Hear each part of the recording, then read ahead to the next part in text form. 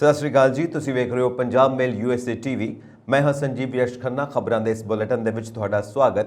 ਖਬਰਾਂ ਦੇ ਇਸ ਬੁਲੇਟਿਨ ਦੇ ਸਪਾਂਸਰਸ ਨੇ real estate broker Mohan Cheema. Real estate ਦੀ ਦੁਨੀਆ ਦਾ ਮੰਨਿਆ ਪਰਮੰਨਿਆ ਨਾਂ। ਸਭ ਤੋਂ ਪਹਿਲਾਂ ਚੋਣਵੀਆਂ ਖਬਰਾਂ। ਦੁਨੀਆ ਦੀ ਪਹਿਲੀ ਗ੍ਰੀਨ ਫਲਾਈਟ ਨੇ ਭਰੀ ਉਡਾਨ, 10,000 ਕਿਲੋ ਤੱਕ ਰੋਕੀ ਕਾਰਬਨ ਨਿਕਾਸੀ। ਅਮਰੀਕਾ ਹਰ ਹਫ਼ਤੇ 12 ਲੱਖ ਬੰਦੂਕਾਂ ਦੀ ਵਿਕਰੀ। ਕਰੋਨਾ ਦੌਰ ਵਿੱਚ ਵਧੇ ਸ਼ੂਟ ਆਊਟ ਅਤੇ ਖੁਦਕੁਸ਼ੀ ਮਾਮਲੇ। ਪਿਊਰਟੋ ਰੀਕੋ ਨੇੜੇ ਕਿਸ਼ਤੀ ਪਲਟਣ ਕਾਰਨ 11 ਲੋਕਾਂ ਦੀ ਮੌਤ, 31 ਨੂੰ ਬਚਾਇਆ ਗਿਆ। ਟਰੂਡੋ ਦਾ ਐਲਾਨ, ਲਾਤਵੀਆ ਵਿਖੇ ਨਾਟੋ ਹੈੱਡਕੁਆਰਟਰ ਵਿੱਚ ਅਫਸਰਾਂ ਦੀ ਤਾਇਨਾਤੀ ਕਰੇਗਾ ਕੈਨੇਡਾ। ਰਾਹਤ ਦੀ ਖਬਰ, ਕੈਨੇਡਾ ਦੇ ਸਭ ਤੋਂ ਵੱਡੇ ਸ਼ਹਿਰ ਨੇ ਐਮਰਜੈਂਸੀ ਸਥਿਤੀ ਕੀਤੀ ਖਤਮ। ਹੁਣ ਖਬਰਾਂ ਦਾ ਵਿਸਥਾਰ।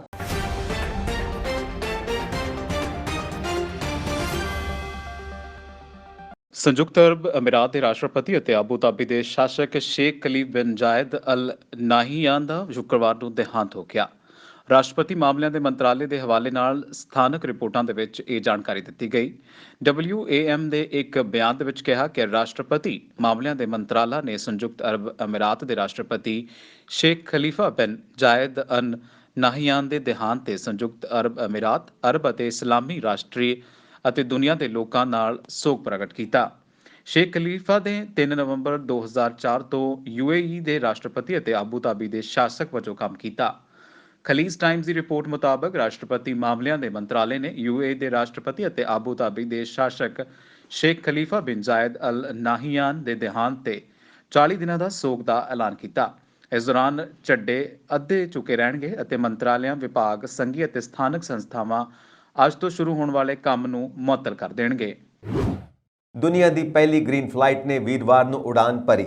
ਸਾਊਦੀ ਅਰਬ ਦੇ ਜੇਦਾਹ ਤੋਂ ਸਪੇਨ ਦੀ ਕੇਂਦਰੀ ਰਾਜਧਾਨੀ ਮੈਡਰਿਡ ਵਿਚਕਾਰ ਹੋਣ ਵਾਲੀ ਇਸ ਇਤਿਹਾਸਿਕ ਉਡਾਨ ਦੇ ਕਈ ਭਾਰਤੀ ਵੀ ਹਿੱਸਾ ਬਣੇ।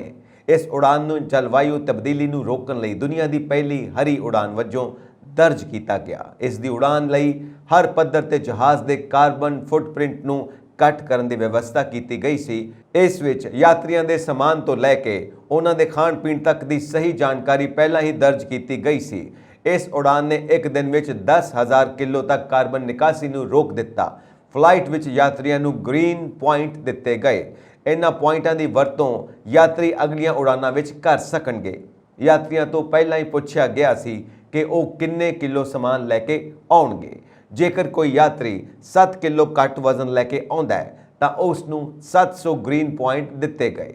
ਇਸ ਤੋਂ ਪਹਿਲਾਂ ਹਰ ਯਾਤਰੀ ਨੂੰ ਜਹਾਜ਼ ਵਿੱਚ 23 ਕਿਲੋਗ੍ਰਾਮ ਦੇ 2 ਬੈਗ ਲਿਜਾਣ ਦੀ ਇਜਾਜ਼ਤ ਸੀ। 10 ਘੰਟੇ ਦੀ ਉਡਾਨ ਵਿੱਚ 7 ਕਿਲੋਗ੍ਰਾਮ ਭਾਰ ਘਟਾਉਣ ਦੇ ਨਤੀਜੇ ਵਜੋਂ 36 ਕਿਲੋ ਘੱਟ ਕਾਰਬਨ ਡਾਈਆਕਸਾਈਡ ਘੱਟ ਨਿਕਲਦੀ ਹੈ। ਜੇਕਰ 200 ਯਾਤਰੀਆਂ ਨੇ ਆਪਣੀ ਇੰਨਾ ਹੀ ਵਜ਼ਨ ਘੱਟ ਕੀਤਾ ਤਾਂ ਇੱਕ ਉਡਾਨ ਵਿੱਚ 7200 ਕਿਲੋ ਕਾਰਬਨ ਆਕਸਾਈਡ ਨੂੰ ਬਣਨ ਤੋਂ ਰੁਕ ਗਈ। ਇਸੇ ਤਰ੍ਹਾਂ ਖਾਣੇ ਵਿੱਚ ਸ਼ਾਕਾਹਾਰੀ ਅਤੇ ਜੈਵਿਕ ਵਿਕਲਪਾਂ ਦੀ ਚੋਣ ਕਰਨ ਲਈ ਵਧੇਰੇ ਗ੍ਰੀਨ ਪੁਆਇੰਟ ਦਿੱਤੇ ਗਏ ਸਨ, ਜਦੋਂ ਕਿ ਮਾਸਾਹਾਰੀ ਯਾਤਰੀਆਂ ਨੂੰ ਘੱਟ ਗ੍ਰੀਨ ਪੁਆਇੰਟ ਮਿਲੇ।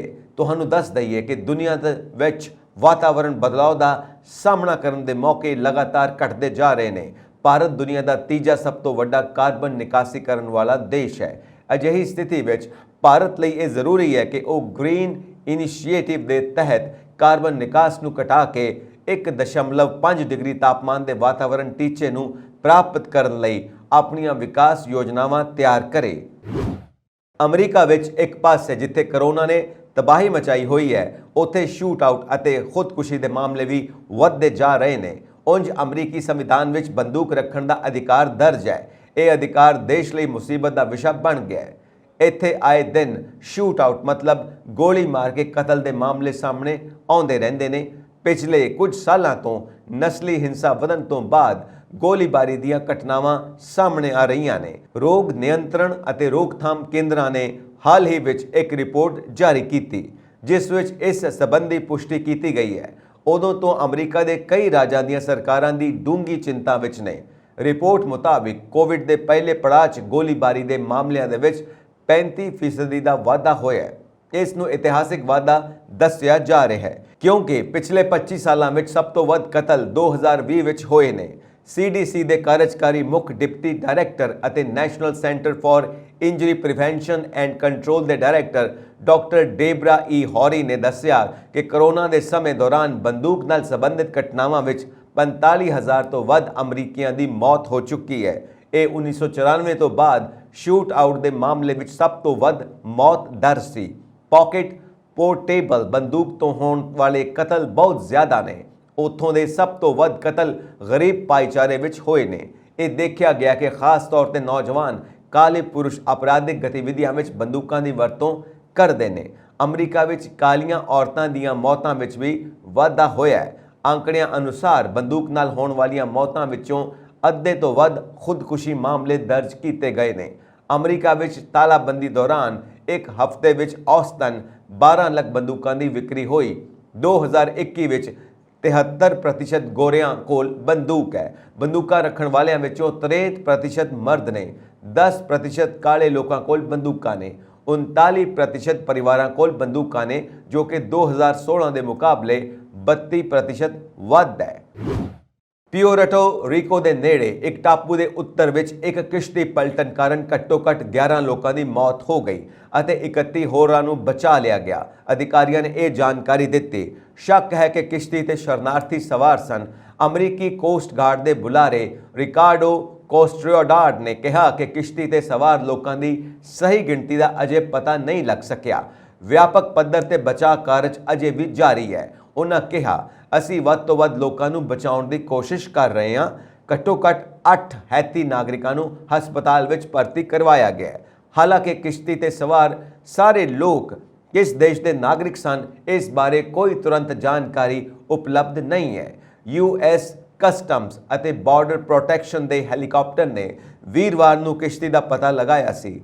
ਕਿਸ਼ਤੀ ਨੂੰ ਡਿਸੈਚਿਓ ਟਾਪੂ ਤੇ ਦੇਖਿਆ ਗਿਆ ਸੀ। ਇਸ ਟਾਪੂ ਤੇ ਲੋਕ ਨਹੀਂ ਰਹਿੰਦੇ ਨੇ। USA ਕੋਸਟ ਗਾਰਡ ਨੇ ਕਿਹਾ ਕਿ ਬਚਾਏ ਗਏ ਲੋਕਾਂ ਵਿੱਚ 20 ਪੁਰਸ਼ ਅਤੇ 11 ਔਰਤਾਂ ਨੇ।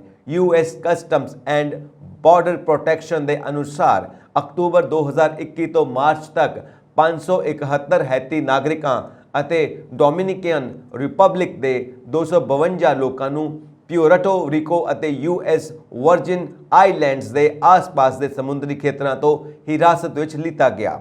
ਵਿੱਤੀ ਸਾਲ 2021 ਵਿੱਚ 310 ਹੈਤੀ ਨਾਗਰਿਕਾਂ ਅਤੇ 354 ਡੋਮਿਨਿਕਨ ਲੋਕਾਂ ਨੂੰ ਹਿਰਾਸਤ ਵਿੱਚ ਲਿੱਤਾ ਗਿਆ ਸੀ, ਜਦੋਂ ਕਿ ਵਿੱਤੀ ਸਾਲ 2020 ਵਿੱਚ 22 ਹੈਤੀ ਨਾਗਰਿਕਾਂ ਅਤੇ 313 ਡੋਮਿਨਿਕਨ ਲੋਕਾਂ ਨੂੰ ਫੜਿਆ ਗਿਆ ਸੀ। ਜ਼ਿਕਰਯੋਗ ਹੈ ਕਿ ਹੈਤੀ ਅਤੇ ਡੋਮਿਨਿਕਨ ਰਿਪਬਲਿਕ ਦੇ ਲੋਕ ਆਪਣੇ ਦੇਸ਼ਾਂ ਵਿੱਚ ਹਿੰਸਾ ਅਤੇ ਗਰੀਬੀ ਤੋਂ ਪਰੇਸ਼ਾਨ ਨੇ ਅਤੇ ਲਗਾਤਾਰ ਉੱਥੋਂ ਨਿਕਲਣ ਦੀ ਕੋਸ਼ਿਸ਼ ਕਰਦੇ ਨੇ।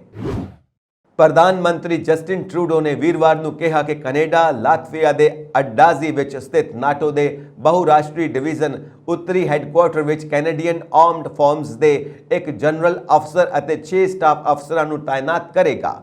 ਪ੍ਰਧਾਨ ਮੰਤਰੀ ਦੀ ਵੈਬਸਾਈਟ ਤੇ ਪੋਸਟ ਕੀਤੀ ਇੱਕ ਖਬਰ ਦੇ ਅਨੁਸਾਰ ਟਰੂਡੋ ਨੇ ਇਹ ਐਲਾਨ 10 ਤੋਂ 12 ਮਈ ਤੱਕ ਕੈਨੇਡਾ ਦੇ ਦੌਰੇ ਦੌਰਾਨ ਲਾਤਵੀਆ ਦੇ ਪ੍ਰਧਾਨ ਮੰਤਰੀ ਕ੍ਰਿਸ ਜਨਸ ਕਾਰਿਸਨ ਨਾਲ ਮੁਲਾਕਾਤ ਤੋਂ ਬਾਅਦ ਕੀਤਾ।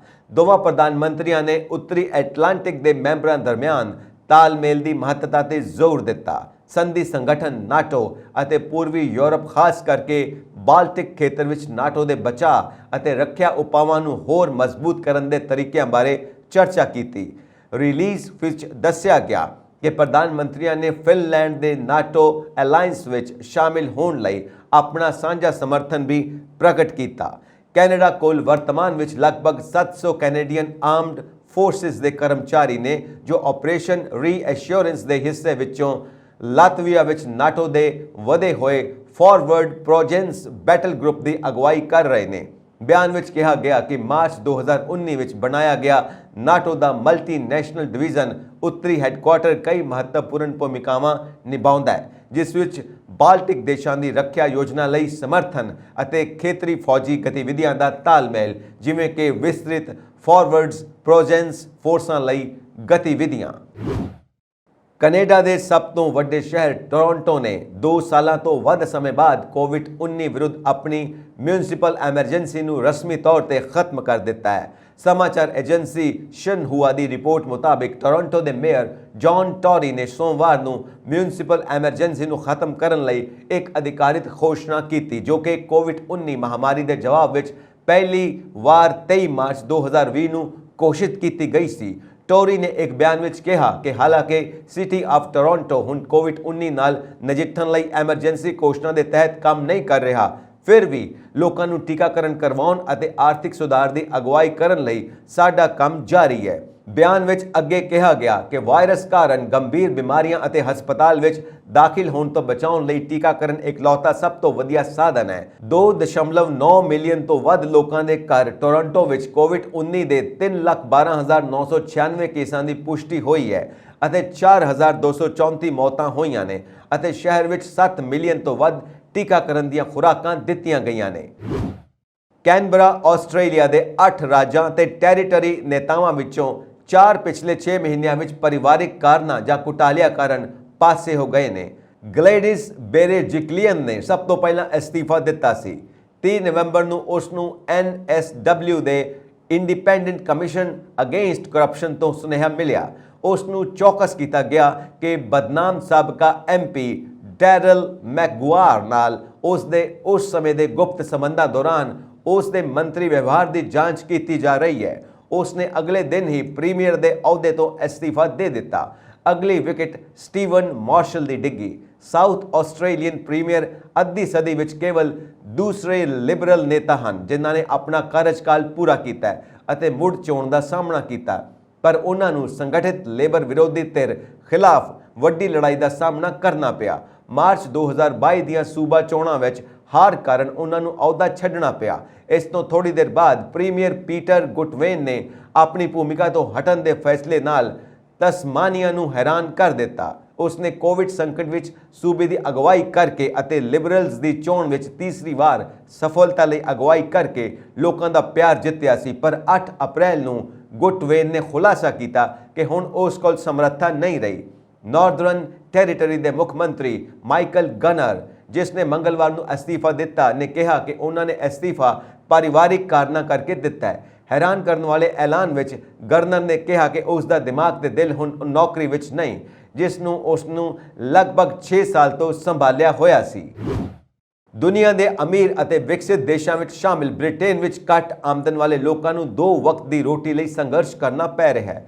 ਬ੍ਰਿਟੇਨ ਵਿੱਚ ਖਾਣ ਪੀਣ ਨਾਲ ਸੰਬੰਧਿਤ ਮੁੱਦਿਆਂ ਤੇ ਕੰਮ ਕਰਨ ਵਾਲੀ ਸੰਸਥਾ ਦੀ ਫੂਡ ਫਾਊਂਡੇਸ਼ਨ ਨੇ ਇੱਕ ਸਰਵੇਖਣ ਵਿੱਚ ਦੱਸਿਆ ਕਿ ਹਾਲਾਤ ਇਹ ਹਨ ਕਿ ਦੇਸ਼ ਵਿੱਚ 20 ਲੱਖ ਤੋਂ ਜ਼ਿਆਦਾ ਬਾਲਗਾਂ ਨੂੰ ਰੋਟੀ ਪਾਣੀ ਦਾ ਖਰਚਾ ਪੂਰਾ ਕਰਨਾ ਵੀ ਔਖਾ ਹੋ ਗਿਆ ਹੈ। ਦੇਸ਼ ਵਿੱਚ ਲੋਕ ਈਂਧਨ ਦੇ ਖਰਚੇ ਤੋਂ ਬਚਣ ਲਈ ਅਣਪੱਕੇ ਭੋਜਨ ਦੀ ਥਾਂ ਪੱਕੇ ਹੋਏ ਭੋਜਨ ਨੂੰ ਤਰਜੀਹ ਦੇ ਰਹੇ ਨੇ। ਰਿਪੋਰਟ ਵਿੱਚ ਦਾਅਵਾ ਕੀਤਾ ਗਿਆ ਕਿ ਲੱਖਾਂ ਲੋਕਾਂ ਨੇ ਪਹਿਲਾਂ ਦੇ ਮੁਕਾਬਲੇ ਖਾਣ ਪੀਣ ਵਿੱਚ ਬਹੁਤ ਕਟੌਤੀ ਕਰ ਦਿੱਤੀ ਹੈ। ਦੇਸ਼ ਵਿੱਚ ਖੁਰਾਕੀ ਪਦਾਰਥਾਂ ਦੀਆਂ ਕੀਮਤਾਂ ਵਿੱਚ ਸਾਲਾਨਾ 7% ਦਾ ਵਾਧਾ ਹੋ ਰਿਹਾ ਹੈ। ਬੈਂਕ ਆਫ ਇੰਗਲੈਂਡ ਨੇ ਚੇਤਾਵਨੀ ਦਿੱਤੀ ਹੈ ਕਿ ਆਉਣ ਵਾਲੇ ਦਿਨਾਂ ਵਿੱਚ ਮਹਿੰਗਾਈ 10 ਤੱਕ ਪਹੁੰਚ ਸਕਦੀ ਹੈ, ਕਿਉਂਕਿ ਈਂਧਨ ਅਤੇ ਭੋਜਨ ਦੀਆਂ ਵੱਧਦੀਆਂ ਕੀਮਤਾਂ ਨੇ ਘਰੇਲੂ ਬਜਟ ਤੇ ਬਹੁਤ ਦਬਾਅ ਪਾਇਆ ਹੈ। ਜੀਵਨ ਬਿਤਾਉਣ ਵਿੱਚ ਲੋਕਾਂ ਨੂੰ ਹੋ ਰਹੀਆਂ ਮੁਸ਼ਕਿਲਾਂ ਨੂੰ ਦੇਖਦੇ ਹੋਏ ਸਰਕਾਰ ਅਗਲੇ ਵਿੱਤ ਸਾਲ ਵਿੱਚ ਈਂਧਨ ਅਤੇ ਊਰਜਾ ਵਿੱਚ ਰਾਹਤ ਦੇਣ ਲਈ $2200 ਕਰੋੜ ਖਰਚ ਕਰੇਗੀ। UCL ਇੰਸਟੀਚਿਊਟ ਆਫ ਹੈਲਥ ਇਨਕੁਇਟੀ ਦੇ ਡਾਇਰੈਕਟਰ ਪ੍ਰੋਫੈਸਰ ਸਰ ਮਾਈਕਲ ਮਰਮੋਟ ਨੇ ਕਿਹਾ ਕਿ ਸਰਵੇਖਣ ਦੇ ਨਤੀਜੇ ਦੱਸਦੇ ਹਨ ਕਿ ਸਮਾਜ ਵਿੱਚ ਬਹੁਤ ਲੋਕ ਜ਼ਰੂਰੀ ਚੀਜ਼ਾਂ ਤੋਂ ਵਾਂਝੇ ਹੋ ਰਹੇ ਨੇ। ਉਹਨਾਂ ਨੇ ਕਿਹਾ ਕਿ ਖੁਰਾਕ ਅਸੁਰੱਖਿਆ ਦੀ ਇਹ ਅੰਕੜੇ ਹੋਰ ਵੀ ਜ਼ਿਆਦਾ ਹੈਰਾਨ ਕਰਨ ਵਾਲੇ ਨੇ, ਕਿਉਂਕਿ ਹੱਲ ਦੀ ਗੱਲ ਹੈ ਤਾਂ ਦੂਰ ਵੀ ਇਹ ਸਮੱਸਿਆ ਲਗਾਤਾਰ ਬਦ ਤੋਂ ਬਦਤਰ ਹੁੰਦੀ ਜਾ ਰਹੀ ਹੈ। ਇਟਲੀ ਦੀ ਰਾਜਧਾਨੀ ਰੋਮ ਅਤੇ ਲਾਸੀਓ ਸੂਬੇ ਦੇ ਸ਼ਹਿਰ ਵਿਲੇਤਰੀ ਵਿਖੇ ਸਥਿਤ ਗੁਰਦੁਆਰਾ ਸਾਹਿਬ ਸ੍ਰੀ ਗੁਰੂ ਰਵਿਦਾਸ ਦਰਬਾਰ ਵੱਲੋਂ ਸਮੂਹ ਸੰਗਤਾਂ ਦੇ ਸਹਿਯੋਗ ਨਾਲ ਖਾਲਸਾ ਸਾਜਨਾ ਦਿਵਸ ਅਤੇ ਗੁਰੂ ਰਵਿਦਾਸ ਮਹਾਰਾਜ ਜੀ ਦੇ 645ਵੇਂ ਪ੍ਰਕਾਸ਼ ਪੁਰਬ ਨੂੰ ਸਮਰਪਿਤ 22 ਮਈ ਨੂੰ ਸ਼ਹਿਰ ਵਿਲਤਰੀ ਵਿਖੇ ਵਿਸ਼ਾਲ ਨਗਰ ਕੀਰਤਨ ਸਜਾਇਆ ਜਾ ਰਿਹਾ ਹੈ। ਇਸ ਸੰਬੰਧੀ ਪ੍ਰੈਸ ਨੂੰ ਜਾਣਕਾਰੀ ਦਿੰਦਿਆਂ ਪ੍ਰਧਾਨ ਹਰਦੀਪ ਸਿੰਘ ਤੇ ਗੁਰਦੁਆਰਾ ਸਾਹਿਬ ਦੇ ਪ੍ਰਬੰਧਕ ਕਮੇਟੀ ਦੇ ਮੈਂਬਰਾਂ ਨੇ ਦੱਸਿਆ ਕਿ 20 ਮਈ ਦਿਨ ਸ਼ੁੱਕਰਵਾਰ ਨੂੰ ਸਵੇਰੇ ਭੋਗ ਉਪਰੰਤ 10 ਵਜੇ ਸ਼੍ਰੀ ਅਖੰਡ ਪਾਠ ਸਾਹਿਬ ਆਰੰਭ ਕਰਵਾਏ ਜਾਣਗੇ ਅਤੇ 22 ਮਈ ਦਿਨ ਐਤਵਾਰ ਨੂੰ ਸਵੇਰੇ 10 ਵਜੇ ਭੋਗ ਪਾਏ ਜਾਣਗੇ। ਉਪਰੰਤ ਕੀਰਤਨ ਦਰਬਾਰ ਸਜਾਏ ਜਾਣਗੇ। ਦੁਪਹਿਰ 12 ਵਜੇ ਵਿਲੇਤਰੀ ਸ਼ਹਿਰ ਵਿਖੇ ਵਿਸ਼ਾਲ ਨਗਰ ਕੀਰਤਨ ਸਜਾਇਆ ਜਾਵੇਗਾ। ਗੁਰਦੁਆਰਾ ਪ੍ਰਬੰਧਕ ਕਮੇਟੀ ਵੱਲੋਂ ਸੰਗਤਾਂ ਨੂੰ ਅਪੀਲ ਕੀਤੀ ਗਈ ਹੈ। ਪਾਰਕੋ ਮਿਊਰੇਟੋਰੀ, ਜਿੱਥੇ ਵੀਰਵਾਰ ਨੂੰ ਮਾਰਕੀਟ ਲੱਗਦੀ ਹੈ, ਵਿਖੇ ਇਕੱਤਰ ਹੋ ਕੇ ਨਗਰ ਕੀਰਤਨ ਵਿੱਚ ਹਾਜ਼ਰੀਆਂ ਭਰੋ ਅਤੇ ਗੁਰੂ ਸਾਹਿਬ ਦੀਆਂ ਖੁਸ਼ੀਆਂ ਪ੍ਰਾਪਤ ਕਰੋ। ਧੰਨ ਸ਼੍ਰੀ ਗੁਰੂ ਗ੍ਰੰਥ ਸਾਹਿਬ ਜੀ ਦੀ ਛਤਰ ਛਾਇਆ ਹੇਠ 5 ਪਿਆਰਿਆਂ ਅਤੇ ਨਿਸ਼ਾਨਚੀ ਸਿੰਘਾਂ ਦੀ ਅਗਵਾਈ ਹੇਠ ਵਿਸ਼ਾਲ ਨਗਰ ਕੀਰਤਨ ਦੀ ਆਰੰਭਤਾ ਕੀਤੀ ਜਾਵੇਗੀ। ਇਸ ਮੌਕੇ ਗੁਰਦੁਆਰਾ ਗੋਬਿੰਦਸਰ ਸਾਹਿਬ ਦੇ ਹੈੱਡ ਗ੍ਰੰਥੀ ਭਾਈ ਦਲਬੀਰ ਸਿੰਘ ਵੱਲੋਂ ਕਥਾ ਕੀਰਤਨ ਅਤੇ ਭਾਈ ਅਜੀਤ ਸਿੰਘ ਥਿੰਦ ਦੇ ਕਵੀਸ਼ਰੀ ਜਥੇ ਵੱਲੋਂ ਸੰਗਤਾਂ ਨੂੰ ਗੁਰੂ ਇਤਿਹਾਸ ਸਰਵਣ ਕਰਵਾਇਆ ਜਾਵੇਗਾ। ਸੰਗਤਾਂ ਲਈ ਗੁਰੂ ਕਾ ਲੰਗਰ ਅਤੁੱਟ ਵਰਤਾਇਆ ਜਾਵੇਗਾ। ਗੁਰਦੁਆਰਾ ਸਾਹਿਬ ਦੀ ਪ੍ਰਬੰਧਕ ਕਮੇਟੀ ਵੱਲੋਂ ਇਲਾਕੇ ਦੀਆਂ ਸੰਗਤਾਂ ਨੂੰ ਵੱਧ ਚੜ੍ਹ ਕੇ ਇਸ ਮਹਾਨ ਨਗਰ ਕੀਰਤਨ ਵਿੱਚ ਪਹੁੰਚਣ ਦੀ ਅਪੀਲ ਕੀਤੀ ਗਈ ਹੈ। ਫਲੋਰੀਡਾ ਦੇ ਐਟਲਾਂਟਿਕ ਤੱਟ ਤੇ ਛੋਟੇ ਜਹਾਜ਼ ਵਿੱਚ ਸਵਾਰ ਯਾਤਰੀ ਨੇ ਕਾਕਪਿਟ ਰੇਡੀਓ ਰਾਹੀਂ ਜਹਾਜ਼ ਨੂੰ ਉਦੋਂ ਸੁਰੱਖਿਅਤ ਉਤਾਰ ਲਿਆ ਜਦੋਂ ਜਹਾਜ਼ ਦੇ ਪਾਇਲਟ ਦੀ ਹਾਲਤ ਵਿਗੜ ਗਈ। ਯਾਤਰੀ ਨੇ 에ਅਰ ਕੰਟਰੋਲਰਾਂ ਦੀ ਸਹਾਇਤਾ ਦੀ ਪਾਲਣਾ ਕਰਦਿਆਂ ਜਹਾਜ਼ ਸੁਰੱਖਿਅਤ ਉਤਾਰ ਲਿਆ। ਯਾਤਰੀ ਨੇ ਕਿਹਾ, ਹਾਲਾਤ ਕਾਫੀ ਗੰਭੀਰ ਸਨ। ਪਾਇਲਟ ਦੀ ਸਿਹਤ ਖਰਾਬ ਹੋਣ ਕਰਕੇ ਉਸ ਨੂੰ ਕੁਝ ਵੀ ਸੁੱਝ ਨਹੀਂ ਸੀ ਰਿਹਾ।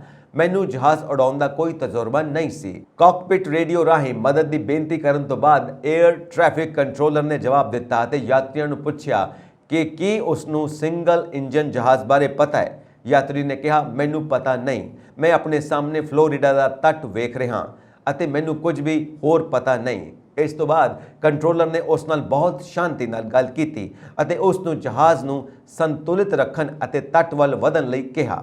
ਕੁਝ ਮਿੰਟਾਂ ਬਾਅਦ ਕੰਟਰੋਲਰਾਂ ਨੇ ਜਹਾਜ਼ ਦੀ ਸਥਿਤੀ ਦਾ ਪਤਾ ਲਗਾਇਆ।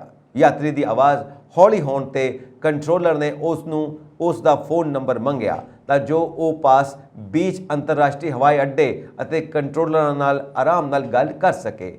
Air traffic controller Robert Morgan ਨੇ ਫਿਰ ਮੋਰਚਾ ਸੰਭਾਲਿਆ ਅਤੇ ਜਹਾਜ਼ ਨੂੰ ਸੁਰੱਖਿਅਤ ਉਤਰਵਾ ਲਿਆ। ਜਿਵੇਂ ਹੀ ਯਾਤਰੀ ਜਹਾਜ਼ ਉਤਰਿਆ ਤਾਂ ਇੱਕ ਹੋਰ ਕੰਟਰੋਲਰ ਨੇ ਕਿਹਾ, ਨਵੇਂ ਪਾਇਲਟ ਨੂੰ ਸਵਾਗਤ ਲਈ ਬੁਲਾਇਆ ਜਾਵੇ। ਮੁਲਕ ਨੂੰ ਦਰਪੇਸ਼ ਹੁਣ ਤੱਕ ਦੇ ਸਭ ਤੋਂ ਵੱਡੇ ਤੇ ਗੰਭੀਰ ਆਰਥਿਕ ਸੰਕਟ ਦਰਮਿਆਨ ਵਿਰੋਧੀ ਧਿਰ ਦੇ ਆਗੂ ਤੇ ਸਾਬਕਾ ਪ੍ਰਧਾਨ ਮੰਤਰੀ ਰਣਿਲ ਵਿਕਰਮਸਿੰਘੇ ਨੇ ਅੱਜ ਸ਼੍ਰੀਲੰਕਾ ਦੇ 26ਵੇਂ ਪ੍ਰਧਾਨ ਮੰਤਰੀ ਵੱਲੋਂ ਹਲਫ ਲਿਆ। ਭਾਰਤ ਨੇ ਵਿਕਰਮਸਿੰਘੇ ਨੂੰ ਪ੍ਰਧਾਨ ਮੰਤਰੀ ਬਣਾਏ ਜਾਣ ਦੇ ਫੈਸਲੇ ਦਾ ਸਵਾਗਤ ਕਰਦਿਆਂ ਕਿਹਾ ਕਿ ਉਹ ਸ਼੍ਰੀਲੰਕਾ ਦੇ ਲੋਕਾਂ ਬਾਰੇ ਆਪਣੇ ਵਚਨਬੱਧਤਾ ਨੂੰ ਦੁਹਰਾਉਂਦਾ ਹੈ ਤੇ ਨਵੀਂ ਸਰਕਾਰ ਨਾਲ ਮਿਲ ਕੇ ਕੰਮ ਕਰਨ ਲਈ ਪੂਰੀ ਤਰ੍ਹਾਂ ਤਿਆਰ ਹੈ। ਇਸ ਦੌਰਾਨ ਸ਼੍ਰੀਲੰਕਾ ਦੀ ਅਦਾਲਤ ਨੇ ਅੱਜ ਸਾਬਕਾ ਪ੍ਰਧਾਨ ਮੰਤਰੀ ਮਹਿੰਦਾ ਰਾਜਪਕਸੇ, ਉਸ ਦੇ ਪੁੱਤਰ ਨਮਲ ਰਾਜਪਕਸੇ ਤੇ 16 ਹੋਰ ਜਾਣਿਆਂ ਦੇ ਦੇਸ਼ ਛੱਡਣ ਤੇ ਰੋਕ ਲਗਾ ਦਿੱਤੀ। ਅਦਾਲਤ ਨੇ ਇਹ ਰੋਕ ਪਿਛਲੇ ਹਫ਼ਤੇ ਕੋਲੰਬੋ 'ਚ ਸਰਕਾਰ ਵਿਰੋਧੀ ਮੁਜ਼ਾਹਰਿਆਂ ਤੇ ਹੋਏ ਹਮਲੇ ਦੀ ਚੱਲ ਰਹੀ ਜਾਂਚ ਦੇ ਮੱਦੇਨਜ਼ਰ ਲਾਈ ਹੈ। ਰਾਸ਼ਟਰਪਤੀ ਗੋਟਾਬਾਇਆ ਰਾਜਪਕਸੇ ਨੇ ਵਿਕਰਮਸਿੰਘੇ ਨੂੰ ਪ੍ਰਧਾਨ ਮੰਤਰੀ ਵਜੋਂ ਹਲਫ ਦਿਵਾਇਆ। ਯੂਨਾਈਟਿਡ ਨੈਸ਼ਨਲ ਪਾਰਟੀ ਦੇ 73 ਸਾਲਾ ਆਗੂ ਵਿਕਰਮਸਿੰਘੇ ਨੇ ਪ੍ਰਧਾਨ ਮੰਤਰੀ ਦਾ ਅਹੁਦਾ ਅਜਿਹੇ ਮੌਕੇ ਸੰਭਾਲਿਆ ਹੈ ਜਦੋਂ ਮੁਲਕ ਲੰਘੇ ਸੋਮਵਾਰ ਤੋਂ ਬਿਨਾਂ ਸਰਕਾਰ ਤੋਂ ਚੱਲ ਰਿਹਾ ਹੈ। ਰਾਸ਼ਟਰਪਤੀ ਦੇ ਵੱਡੇ ਭਰਾ ਮਹਿੰਦਾ ਰਾਜਪਕਸੇ ਨੇ ਆਪਣੇ ਹਿਮਾਇਤੀਆਂ ਵੱਲੋਂ ਸਰਕਾਰ ਵਿਰੋਧੀ ਪ੍ਰਦਰਸ਼ਨਕਾਰੀਆਂ ਤੇ ਕੀਤੇ ਹਮਲੇ ਮਗਰੋਂ ਭੜਕੀ ਹਿੰਸਾ ਤੋਂ ਬਾਅਦ ਪ੍ਰਧਾਨ ਮੰਤਰੀ ਵਜੋਂ ਅਸਤੀਫਾ ਦੇ ਦਿੱਤਾ ਸੀ। ਹਿੰਸਾ ਵਿੱਚ 9 ਵਿਅਕਤੀਆਂ ਦੀ ਜਾਨ ਜਾਂਦੀ ਰਹੀ ਤੇ 200 ਤੋਂ ਵੱਧ ਲੋਕ ਜ਼ਖਮੀ ਹੋ ਗਏ ਸਨ। ਸਹੁੰ ਚੁੱਕ ਸਮਾਗਮ ਮਗਰੋਂ ਰਾਸ਼ਟਰਪਤੀ ਗੋਟਾਬਾਇਆ ਨੇ ਵਿਕਰਮਸਿੰਘੇ ਨਾਲ ਆਪਣੀ ਇੱਕ ਤਸਵੀਰ ਵੀ ਟਵਿੱਟਰ ਤੇ ਸਾਂਝੀ ਕੀਤੀ। ਇਸ ਦੌਰਾਨ ਮਹਿੰਦਾ ਰਾਜਪਕਸੇ ਨੇ ਵੀ ਵਿਕਰਮਸਿੰਘੇ ਨੂੰ ਵਧਾਈ ਦਿੱਤੀ। ਸੂਤਰਾਂ ਮੁਤਾਬਿਕ ਸੱਤਾਧਾਰੀ ਸ਼੍ਰੀਲੰਕਾ ਪੋਡੂਜਨਾ ਪੇਰਾਮੁਨਾ SLPP ਮੁੱਖ ਵਿਰੋਧੀ ਧਿਰ SJB ਦੇ ਇੱਕ ਵਰਗ ਦੇ ਕੁਝ ਹੋਰਨਾਂ ਪਾਰਟੀਆਂ ਨੇ ਵਿਕਰਮਸਿੰਘੇ ਨੂੰ ਸੰਸਦ ਵਿੱਚ ਬਹੁਮਤ ਸਾਬਤ ਕਰਨ ਲਈ ਹਿਮਾਇਤ ਦੇਣ ਦਾ ਐਲਾਨ ਕੀਤਾ ਹੈ। ਦੇਸ਼ ਦੀ ਸੰਸਦ ਰਾਸ਼ਟਰਪਤੀ ਗੋਟਾਬਾਇਆ ਰਾਜਪਕਸੇ ਖਿਲਾਫ ਬੇਭਰੋਸਗੀ ਮਤੇ ਤੇ 17 ਮਈ ਨੂੰ ਚਰਚਾ ਕਰੇਗੀ। ਰੋਜ਼ਨਾਮਚਾ ਡੇਲੀ ਮਿਰਰ ਨੇ ਸਪੀਕਰ ਮਹਿੰਦਾ ਯਾਪਾ ਅਭੈ ਵਰਦੇਨਾ ਦੇ ਦਫ਼ਤਰ ਦੇ ਹਵਾਲੇ ਨਾਲ ਕਿਹਾ ਕਿ ਰਾਸ਼ਟਰਪਤੀ ਖਿਲਾਫ ਬੇਭਰੋਸਗੀ ਮਤੇ ਤੇ ਚਰਚਾ ਦਾ ਫੈਸਲਾ ਪਾਰਟੀ ਆਗੂਆਂ ਦੀ ਮੀਟਿੰਗ ਦੌਰਾਨ ਲਿਆ ਗਿਆ ਤੇ ਸੰਸਦ ਤੋਂ ਵਿਸ਼ੇਸ਼ ਪ੍ਰਵਾਨਗੀ ਮਗਰੋਂ ਮਤੇ ਤੇ ਵਾਦ ਵਿਵਾਦ ਕੀਤਾ ਜਾਵੇਗਾ। ਰੂਸ ਨੇ ਯੂਕਰੇਨ ਦੀ ਸਰਹੱਦ ਨਾਲ ਲੱਗਦੇ ਆਪਣੇ ਦੱਖਣੀ ਅਤੇ ਕੇਂਦਰੀ ਹਿੱਸਿਆਂ ਵਿੱਚ 11 ਹਵਾਈ ਅੱਡਿਆਂ ਲਈ ਉਡਾਨਾਂ ਤੇ ਅਸਥਾਈ ਪਾਬੰਦੀ ਨੂੰ 19 ਮਈ ਤੱਕ ਵਧਾ ਦਿੱਤਾ ਹੈ। ਇਹ ਜਾਣਕਾਰੀ ਵੀਰਵਾਰ ਨੂੰ Russian federal agency for air transport ਨੇ ਦਿੱਤੀ। ਏਜੰਸੀ ਨੇ ਆਪਣੇ ਬਿਆਨ ਵਿੱਚ ਕਿਹਾ, 11 ਰੂਸੀ ਹਵਾਈ ਅੱਡਿਆਂ ਤੇ ਅਸਥਾਈ ਉਡਾਨ ਪਾਬੰਦੀਆਂ ਦੀ ਵਿਵਸਥਾ ਨੂੰ 19 ਮਈ 2022 ਮਾਸਕੋ ਦੇ ਸਮੇਂ ਅਨੁਸਾਰ ਸਵੇਰੇ 3:45 ਤੱਕ ਵਧਾ ਦਿੱਤਾ ਗਿਆ ਹੈ। ਦੇਸ਼ ਵਿੱਚ ਅਨਾਪਾ, ਬੇਲਗੋਰਡ, ਬ੍ਰਾਇਨਸਿੰਕ, ਵੋਰੇਨੇਜ਼, ਗੇਲੇਂਡਿੰਜ਼ਿਕ, ਕ੍ਰਾਸਨੋਦਰ, ਕੁਰਸਕ, ਲਿਪੇਟਸਕ, ਰੋਸਟੋਵ ਔਨ ਡੈਨ, ਸਿਮਫੇਰੋਪੋਲ ਅਤੇ ਐਲਿਸਤਾ ਦੇ ਹਵਾਈ ਅੱਡਿਆਂ ਤੇ ਪਾਬੰਦੀ ਲਾਗੂ ਕੀਤੀ ਗਈ ਹੈ। ਰੋਸਾਵੀ ਅਤਸੀਆ ਏਜੰਸੀ ਵੱਲੋਂ ਜਾਰੀ ਬਿਆਨ ਵਿੱਚ ਕਿਹਾ ਗਿਆ ਕਿ ਰੂਸੀ 에ਅਰਲਾਈਨਸ ਵੱਲੋਂ ਸੋਚੀ, ਵੋਲਗੋਗਰਾਡ, ਮਿਨਰਲਨੀ, ਵੋਡੀ, ਸਟਾਵਰੋਪੋਲ ਅਤੇ ਮਾਸਕੋ ਦੇ ਹਵਾਈ ਅੱਡਿਆਂ ਨੂੰ ਫਿਲਹਾਲ ਪਾਬੰਦੀਸ਼ੁਦਾ ਹਵਾਈ ਅੱਡੇ ਦੇ ਬਦਲ ਵਜੋਂ ਵਰਤਿਆ ਜਾਵੇਗਾ, ਜਿਸ ਲਈ ਇਨ੍ਹਾਂ ਰੂਟਾਂ ਤੇ ਯਾਤਰੀਆਂ ਦੀ ਆਵਾਜਾਈ ਨੂੰ ਵਿਵਸਥਿਤ ਕਰਨ ਦੀ ਸਿਫਾਰਿਸ਼ ਕੀਤੀ ਜਾਂਦੀ ਹੈ। ਯੂਕਰੇਨ ਵਿਚਾਲੇ 2.5 ਮਹੀਨਿਆਂ ਤੋਂ ਚੱਲ ਰਹੀ ਜੰਗ ਤੇ ਬਾਅਦ ਦੋਹਾਂ ਦੇਸ਼ਾਂ ਵਿਚਾਲੇ ਲੜਾਈ ਰੁਕਣ ਦਾ ਨਾਂ ਨਹੀਂ ਲੈ ਰਹੀ। ਇਸ ਜੰਗ ਵਿੱਚ ਕਈ ਦੇਸ਼ਾਂ ਨੇ ਰੂਸ ਉੱਤੇ ਕਈ ਪਾਬੰਦੀਆਂ ਲਾਈਆਂ।